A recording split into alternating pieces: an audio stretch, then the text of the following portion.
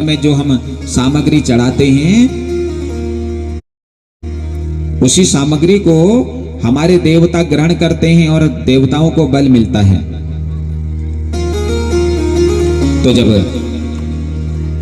यज्ञ बंद हो गए तो देवता कमजोर हो गए महाराज। यज्ञ की बहुत बड़ी विशेषता है। हमारे धर्म शास्त्र कहते हैं पहले तो महाराज प्रतिदिन यज्ञ होना चाहिए।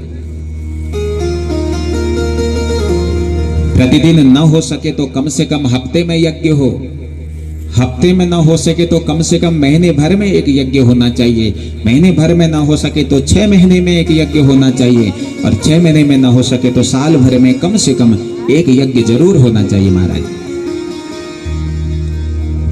2 प्रकार के यज्ञ हैं, एक ज्ञान यज्ञ है, एक हवन यज्ञ है।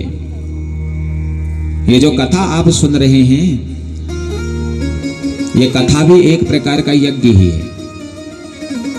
आप तुम कहोगे महाराज व्यास जी तो झूठ बोल रहे हैं, ये यज्ञ कहाँ है भाई? यहाँ तो ना अग्नि दिख रही है, ना सामग्री दिख रही है, ना हवन कुंड दिख रहा है? ये कहाँ से यज्ञ हो गया? देखो ये कथा भी एक यज्ञ ही है। यहाँ जो हवन कुंड है ना मेरी माँ, ये हमारे कान बने हैं, कर्ण हवन कुंड का रूप धारण कर रहे हैं। जो कथा हम तुमको सुना रहे हैं ये चरु का कान अतन हवन सामग्री का काम कर रहे हैं, हमारे कानों में पड़ रहे हैं ना। हाँ, और इस कथा से जो ज्ञान हमारे भीतर उत्पन्न हो रहा है ये अग्नि का काम कर रहा है महाराज। यहाँ कान हवन कुंड बने हैं, कथा सामग्री बनी है, और कथा से उत्पन्न ज्ञान हमारे भीतर अग्नि का रूप धारण कर रहा है।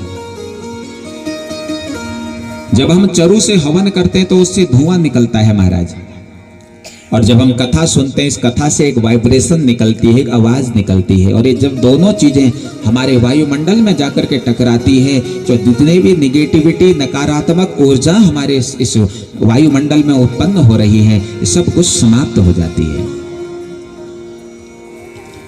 आज अगर हमारे समाज में ऐसी ऐसी महाबानियां उत्पन्न हो रही हैं तो इसका मुख्य कारण यही है कि हमने यज्ञ करना छोड़ दिया महाराज। ये कलयुग में ही डेंगू आता है, कलयुग में ही कोरोना आता है, कलयुग में ही टीबी आती है, सब कुछ कलयुग में ही आ रहा है। आपने किसी कथा में सुना सतयुग में राजा की मौत, राजा की मृत्यु डेंगू से हुई? सुना कहीं आपने? या कलयुग या सतयुग में किसी को कोरोना हुआ था, ये सुना आपने? ये कोरोना भी कलयुग में ही आता, ये डेंगू भी कलयुग में ही आता महाराज, ये टीबी भी कलयुग में ही आती है। कारण हमने यज्ञ करना छोड़ दिया।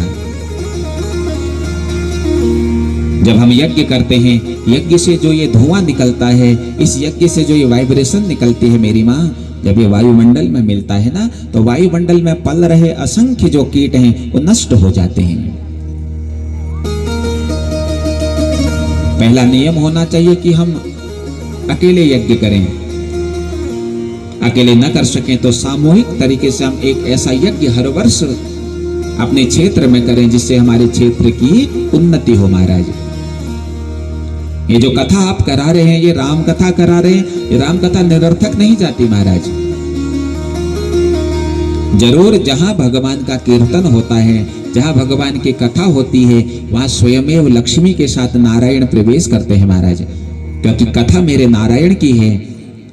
और जब नारायण का हम स्मरण करते हैं तो लक्ष्मी को निश्चित वहां पर पहुंचना पड़ता है बंधु। तो जब यज्ञ बंद हो गए तो यज्ञ बंद होने के बाद